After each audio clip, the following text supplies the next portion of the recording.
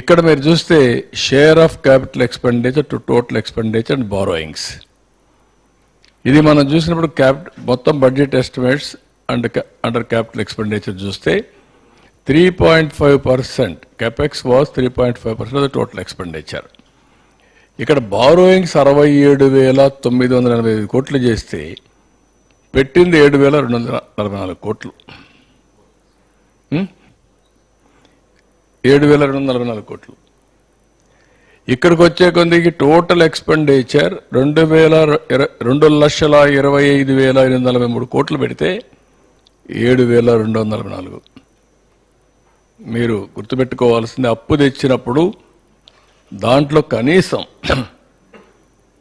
కొంత డబ్బులైనా సరే 50% తిరిగి క్యాపిటల్ ఎక్స్పెండిచర్ పెట్టుంటే ఆదాయం పెరుగుతుంది. అప్పు తెచ్చి వడ్డీ కట్టి అప్పు తెచ్చి ఇష్టానుసారంగా జల్సాలు చేస్తే ఏ విధంగా ఆదాయం పెరుగుతుంది? ఆదాయం కూడా తగ్గిపోతుంది. ఇది ఒక విషియస్ సర్కిల్ తయారయ్యే పరిస్థితి వచ్చింది. నెక్స్ట్, ఇక్కడ మీరు చూస్తే కమిటెడ్ ఎక్స్పెండిచర్, ఈ కమిటెడ్ ఎక్స్పెండిచర్ని మొత్తం committed expenditure constitute the largest share at 51% of revenue expenditure. Committed expenditure includes expenditure on salaries, pension, interest payment, administrative expenditure. ఇందులో committed expenditure increased at an average annual rate of 11.6% in last 5 years. బాగా పెరిగిపోయే పరిస్థితికి వచ్చింది. Committed expenditure as a percentage of the revenue receipts increased from 57.5% in 18-19 Telugudesam. 64.6% in 22-23. ఏం పెరిగింది ఇది? ఇక్కడికి వస్తే expenditure and salaries, pensions, interest, administrative charges దుబారా విపరీతంగా ఖర్చు పెట్టి ఇష్టానుసారంగా చేశారు. దీనివల్ల ఏమైంది? రెవెన్యూ రిసోర్సెస్ అదర్ పర్పసెస్ లేకుండా పోయే పరిస్థితికి వచ్చాయి. ఇక్కడ ఈ స్లైడ్లో మీరు చూస్తే 57.5% నుంచి 18-19 64.6%, అంటే ఎక్స్పెండిచర్ యాజ్ రెవెన్యూ రిసీప్ట్స్, వచ్చిన ఆదాయంలో ఎక్స్పెండిచర్, కమిటెడ్ ఎక్స్పెండిచర్. ఇది ఎక్కడ ఎస్కేప్ కాలేము.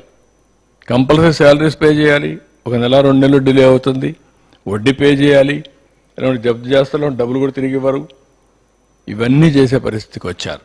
నెక్స్ట్, ఇక్కడికి వచ్చినప్పుడు రెవెన్యూ మొబిలైజేషన్, దానివల్ల ఏమైంది?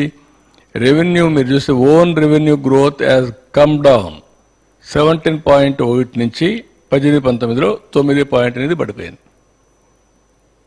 దగ్గర 7.3% పడిపోయింది. అదే మరి ఇక్కడ వచ్చేకొద్దికి ratio of state own revenues to GSDP 7.1% నుంచి 6.4% తగ్గిపోయింది. ఇది ఒక 0.6% 7% తగ్గిపోయే పరిస్థితికి వచ్చింది. ఇక్కడ మీకు క్లియర్గా 17.1 నుంచి 9.8 following growth rate of state own revenues. Next, ఇక్కడ మీరు చూస్తే public debt increase at average rate of 16.5, 18-19 నుంచి 22-23 వరకు 16.5% పబ్లిక్ డెట్ పెరిగింది, అప్పులు పెరిగిపోయినాయి. ఇంకొక పక్కన ఇంట్రెస్ట్ రీపేమెంట్ 15% పెరిగింది, సిఏజిఆర్ 10% పెరిగింది. ఇక్కడ ఈ స్టేజ్లో ఇక్కడ చూస్తే మీరు ఒకటి interest payment IP, revenue receipts RR 18-19, 21-22. ఇక్కడ మీరు చూసినప్పుడు 29.8 నుంచి 29.5 తగ్గించాం. బైఫర్కేషన్ అయినప్పటి నుంచి తగ్గించుకుంటా వచ్చాం కొద్దిగా, ఎందుకంటే అప్పటికే ఇబ్బందులు ఉన్నాయి. అన్ని ఇబ్బందులు ఉన్నా ఏదో ఒకటి తగ్గించాలి, ఏదో ఒకటి చేయాలని చెప్పి డెట్ మేనేజ్మెంట్ తగ్గించుకుంటా వచ్చాం. జిఎస్టిపికి ఇక్కడికి వచ్చి 33% పెరిగింది, అంటే 3.5% డెట్ పెరిగింది జిఎస్టిపిలో.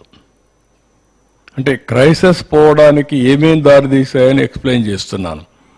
కిందన వచ్చే కొందికి ఇంట్రెస్ట్ పేమెంట్, ఇది రేట్ ఆఫ్, ఇంకొక పక్కన చూస్తే రెవెన్యూ రిసీప్ట్స్, ఇది ఒకసారి చూసినప్పుడు 13.5% నుంచి 13.4% తగ్గించాను. దాన్ని కూడా 0.1% తగ్గించుకుంటూ కంట్రోల్గా వచ్చాం. ఇక్కడికి వస్తే 16.2%. అంటే దగ్గర 2.8% ఇక్కడ పెరిగింది, అక్కడ 3.5% పెరిగింది. ఈ రెండు కూడా అన్సస్టైనబుల్గా వెళ్ళిపోయే పరిస్థితికి వచ్చింది. ఇవి కాకుండా వీళ్ళు బారో చేసిన ఆఫ్ ఎఫ్ఆర్బిఎం లేకుండా కార్పొరేషన్ ద్వారా బారో చేయడం, అప్పులని పెట్టేయడం, పేమెంట్లు ఇవ్వకుండా చేసేయడం 1,00,000 కోట్లు, ఇవన్నీ అవే నేను 7 వైట్ పేపర్స్ మీకు పబ్లిసైజ్ చేసింది.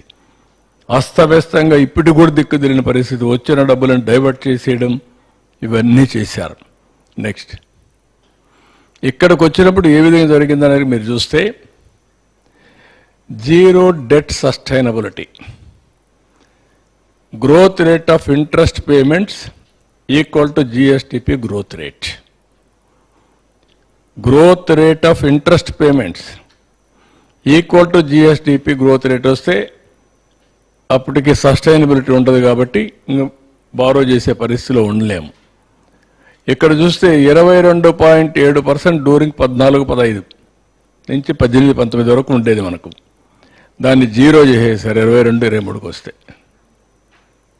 ఏ విధంగా చేశారంటే high debt servicing, decrease in capital expenditure, no productive investments, reduced revenues, hire taxes, more borrowings, there by vicious circle.